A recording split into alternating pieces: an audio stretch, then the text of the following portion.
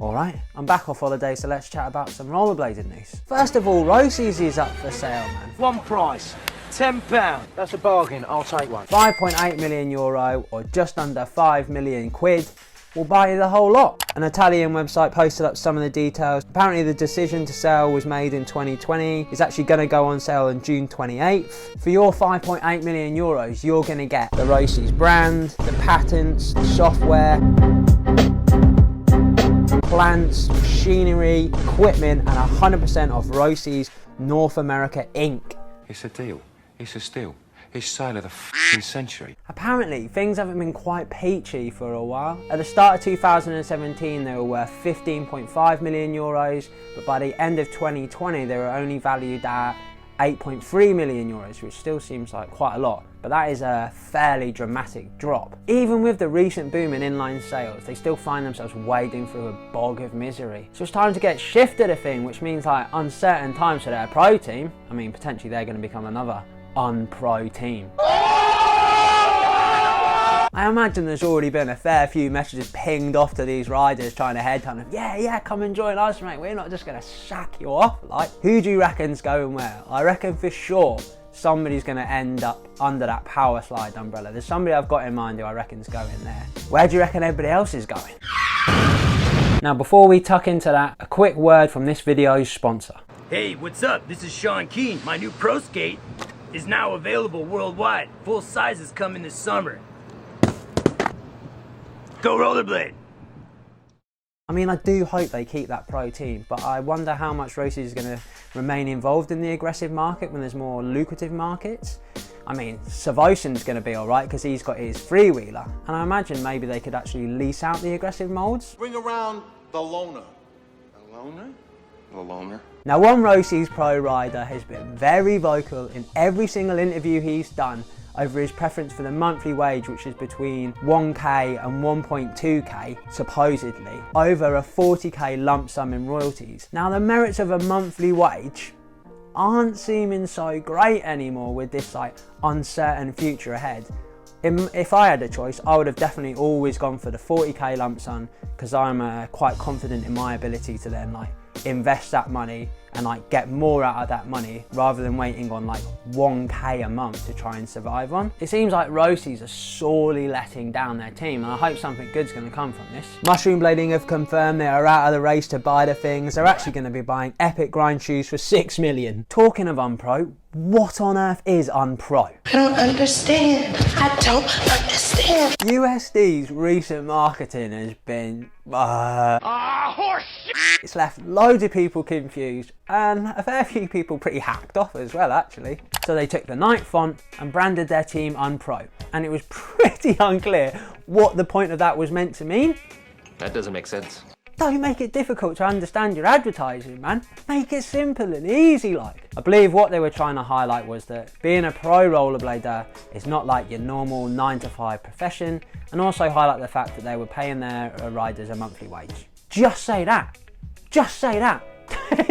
Don't try and secret message it. Don't try and Morse code it to people. Just tell them straight. Our pros get paid. Don't hide that in a description like 5 posts deep into this marketing campaign where people aren't going to see it. As if you're like whispering it under your breath. Like, yeah, we're paying them. We're paying them like, we're giving them like a fairly decent monthly wage. Let people know about it, man. Also, using static media on an app that currently prioritizes videos. Aren't your skaters out all the time making edits and filming clips anyway? Just get them to use one of their clips. Get them to come up to the camera after it. Nick Lomax does it well, goes up to the camera afterwards and just goes, I just got paid for that because USD is sound. And then a big thumbs up. Maybe 2 thumbs up. It's like, yes, nice one USD, thanks man, like you make my life pretty great. If your audience don't understand what you're trying to say in your marketing campaign directed at them, it's a miss. It's a total miss, man. You should have pulled the plug after the first post. After that first post, when the bath was overflowing, the bubble bath, the Radox was spilling everywhere, the rubber ducky's off, he's halfway down the stairs, pull the plug. Pull the plug on that marketing and like think about it again. I think USD have been working under the assumption that any publicity is good publicity. It's not, by the way. It's definitely not. Look how that's working out for Amber Heard. Yeah, USD are the Amber Heard of rollerblading right now. The only people that believe that phrase to be true are the kind of people that post motivational quotes. Is that going to be USD's next move? Nothing is impossible. Push yourself because no one else is going to do it for you. Stop cheating on your future with your past. Attitude is a choice. Utter people had a full-on meltdown over the Joey Lunga post. It was actually carnage in the comment section, man. He should be pro, and this whole unpro campaign is really terrible. He's a professional, whether you guys consider him a pro or not. Y'all are up. This is the dumbest ad campaign, CTFO. Dear USD, none of us get this ad campaign. Thanks, everyone. PS, Joey is the best and should be pro. Lunga is pro! Whoever is designing this content lately, stop. And there was loads more comments going, make him a pro. This advertising's really silly. You're a bunch of silly billies, USD.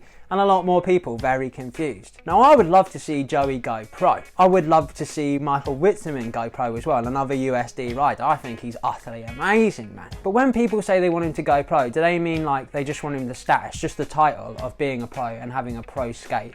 Or do they mean like the full-on USD package, which is the monthly wage, the royalties, and whatever else they offer? Do they mean that as well? Because like, currently, there is 9 pros on a monthly wage. Where's the money coming from for a 10th like? Roces are gonna have to sell up shop. I'm actually hearing that sales on skates are starting to dwindle a little bit. We're still quite a small industry. So where's this money coming from for a, I think 9 is too much. 10 like, that is insane. That is insane. They must have stacks of money if they can afford to do that, man. I don't think that's true. I don't know how much USD are paying in these monthly wages, so maybe they can afford a 10th. At the moment they can clearly afford the 9, but we'll see how that one pans out. Maybe next month they'll be up for sale as well. 2 now, I'm gonna go 250. I got 250 now. I'd love to see loads of people turn pro, be on a monthly wage that actually financially supports them, get the pro skates, and all the gubbins that comes with that. But I don't think it's financially viable in our industry at the moment. What I would do, and this is just a thought and just my opinion, I would reduce the number of pros and they get paid a full-on proper wage, financially secure, they can dedicate their whole time to it. And then by limiting the amount of like spots as a pro skater, what you do is you increase the competition for those spots. Like, people really want to go for it. It becomes like a point of privilege. If you're a pro, you're like, wow, that is really hard to get, it's hard to attain, and you become really respected. And you're given the benefits of like achieving that status. You're financially secure, man. It becomes something like you really want to earn. Just a thought, and I totally get people supporting their mates and people that they really like. I just hope people aren't getting too worked up about this situation, man. USD gets some stick at the moment. If you're into these videos and you want to help me turn this into like a proper full-time job kind of situation, there's a load of ways you can help. There's like the PayPal donation thing, you can chuck us a bit of coin there. There's Patreon, a couple of tiers in there for you to choose from, exclusive videos, name call outs, all that kind of good stuff. There's also this thank you button, so you can like pay a couple of quid and then like get your comment highlighted. All that really helps. If you don't want to do any of that, just like, comment and subscribe. That one really helps as well. Is rollerblading going to be in the Olympics, man? According to an article on Inside the Games, it's a maybe for LA 2028. World Skates Sports Director Francesco Zangarini has set his sights on Los Angeles 2028 for either scooter or roller freestyle. For a kickoff, we're definitely not calling it roller freestyle, hair roller freestyle. Nah, jog on, mate. Just call it inline skating. There's no other inline skating going on, is there? Just call it inline skating and that's that. Skateboarding is under Zangarini and they have a great relationship with the fees, which is huge for rollerblading. And he's quoted as saying, hopefully at Los Angeles 2028, we can have at least one of these sports. The Olympics is after a young crowd, so realistically, if it's going to be one over the other, it's probably going to be scooting. But it would be amazing to see rollerblade in there for the exposure. It'd be even better if like Joe Atkinson won the gold for the UK. Then there'd be a whole documentary about him, from chip shop to Olympic gold. Maybe even deep fry the gold medal in that battered gold medal. It'd be a great documentary, man. I'd be well into it. I know the skateboard community weren't getting a full-on stoke over their involvement in the Olympics. There was lots of complaints about the way it was handled. People really didn't like the commentary because it was fairly off on a few channels. They just didn't really understand what was going on at all. But the thing is with the skateboarding, right, they don't like it because it's seen as like it's not core. But the thing is, like, their core benefits from loads of non-core commercial exposure anyway, and it all drips down to them, so maybe they can be a little bit fussy.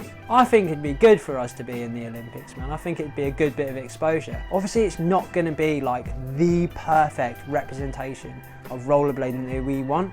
We all have different values within the community anyway, you know, like some of us want way more core stuff. Like it'd be amazing to have like a full-on YTA street course in there, although having it like pre-made takes away from being like the heart of it. But something like that, I mean, that's not going to happen, is it? It's going to be a full-on competition, and you've just got to like kind of be realistic about that kind of thing. It'll be us getting shown to the world, so we want it to come across good.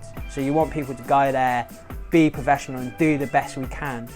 We can only control so much of it. So as long as we go there, if we get this thing, we go there, represent ourselves well, and then hopefully like you bring in the interest that way. Talking of fees, it absolutely kicked off and the French lot threw the kitchen sink at it, man. Diaby took the win, Cudot came third and went full Cirque du Soleil.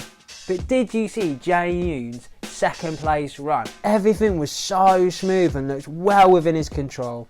I don't think it'll be long before he's dominating these competitions. On the women's side, you had Mary, Anela and Armella, and shout out to young Haruhi, Fee's mini spine ramp AM champ. Oof, another one I'm sure will be dominating the pro division soon. Diaby also went premium ham at the NL contest as well. Cudot took the win at this one, and Takeshi Yasutoko won the vert, man. Still knocking out the wins, like, and he's only just turned pro, unpro, whatever's going on there. First SF series event took off at the loading bay in Glasgow. It looked like a top event, man. James Kite took the win after sacrificing his...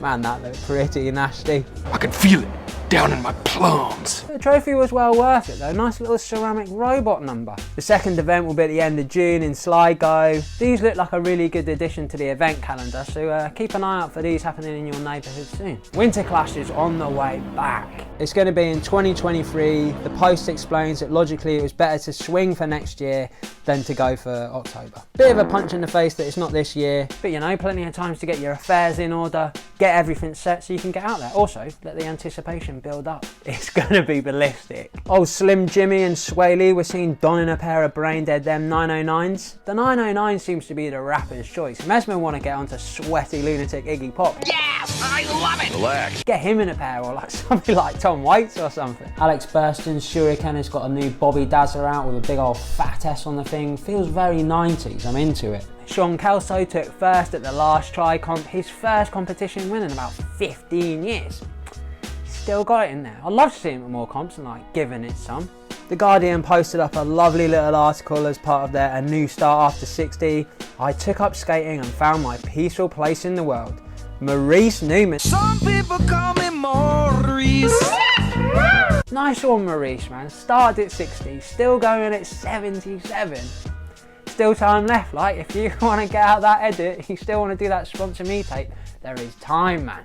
Get yourself in training, man. Potentially Olympic Games in 6 years' time. I'm going to do like a first aid course so I can be like the first aider on the Team GB team. I'm going. No matter what, I'm going. I'll be shining Atkinson's solar frames up, man. Oh, these all right for you, mate? Are you ready to go? Looks like we've got some Frankie Morales 4s on the way, and apparently these are definitely not the urban skates that they've shown before. Mariah Werkheiser, Just Maria on Instagram, Austin Paz's partner, suffered a horrendous injury. She's obviously incurred some medical bills, so there's a GoFundMe to help her out with that and support her with life expenses as well. Link is in the description. Wishing her a full and speedy recovery. Watch. Yuto's got a new bit up called Endorphin. If you're into stylish skating, if you're into tech skating, this one's going to tickle you. And you know, sometimes when people get tech, the style tends to like leave the room relatively quickly. Not with Yuto, man. He can do stylish tech and he can do your general stylish, which is like, you know, when you keep it a bit more simple there's a bit more emphasis on like what you're looking like. Yeah, he's got that covered off. Loads of great skating in there. Mate, also his skating just looks really fun. I just really like the spots that he's choosing. I mean, it's one of those things where, you know, you see something, oh, that looks mega good, but it's probably well harder in real life. And also he is brilliant, so he's probably making it look a lot easier and a lot more fun than it actually is. But looks fun. Picasso Elbow. Port Pabs on Instagram posted up Hideaway. This is a really cool edit, man. Filmed from 2021 to this year. There's just some really interesting skating in there. There's some fairly burly stuff. There's some tricky stuff, some creative things. There's a load of good moves that I liked in this, man. You should definitely go and check it out. Good little edit. Broskow posted up an Insta piece called Jump Slides and Wheelies. Broskow is the guy. And at some point I'm going to make a video going into great detail as to why this is my opinion. Until then, you can just enjoy a minute of his skating. Abibus have got a new video up, Viva La Biba. Drew's skating in this is absolutely unbelievable. He's just got so much control. He's captivating to watch because he knows how to use the skates. And he uses them in like a really creative way as well. Everything he does looks stylish. And he can skate absolutely everything. I really appreciate that about a skater who can like skate absolutely anything and make it look good. Like they know how to navigate the most awkward obstacles or like obstacles people aren't normally going for. And it's hard to like measure how good that is because there isn't like a scale, there isn't loads of references of people skating that stuff before. So you'd be like, oh, it's a bit of an unknown, but you can just tell he's so good and so talented. And I love it, man. Go and check it out. You should definitely go and check out Nathan Bentley's latest video, Flying Dream. He's a really creative skater and he knows how to utilise the sport. Also, it's all self-filmed. I'm pretty sure his last one was all self-filmed as well. This one is all like self-solo filmed, so he's really quite clever with the editing as well. Man, he's just a really interesting skater to watch. Like the spots that he chooses, there's always something like tricky or awkward about them. He always makes really good use of the spot. And I just think it's different as well, man. You should go and check this out. Listen. The current last try champ, Sean Kelso, was up on the Jump Sheet podcast. Man, this was an absolutely fantastic one. He seems really energised. Him and his brother actually both seem like, I don't know, they're full of positivity and creativity and motivation at the moment. They're out there trying to expand their repertoire, taking inspiration from all over the places. And it's great to see when like people have been so involved, so deeply entrenched within the industry. Sometimes, you know, you can lose motivation, you can become a little bit bored. So it's great to see that they're still mega keen on it, exciting. They're always pumping out the content. They're always like setting the trend or ahead of the curve. So yeah, it's motivating to see them be motivated. Go and check this one out, man. Julio was also up on the Fight Within podcast, so this is like slightly outside of rollerblading, but still obviously chatting about rollerblading. It's really great to see like people outside seeing Julio, being interested in what he's got to say and getting him on, man. It's getting out there a bit more. And that's it, man. There's been a fair few interesting talking points in there. Are Roces gone? Are they dusted? Are we going to be in the Olympics? Have USD presented the worst marketing ever in the history of rollerblading? Let me know. Huge thank you to my Patreons. Your names are up on the screen there. If you want to join them, help support me, help me try and turn this thing into like a full-time proper job, you can join by the link below in the description. Here's another video you can watch. Like, comment, subscribe. Let me know if I missed anything you want me to talk about, and we'll do it all again soon. Spotty dog.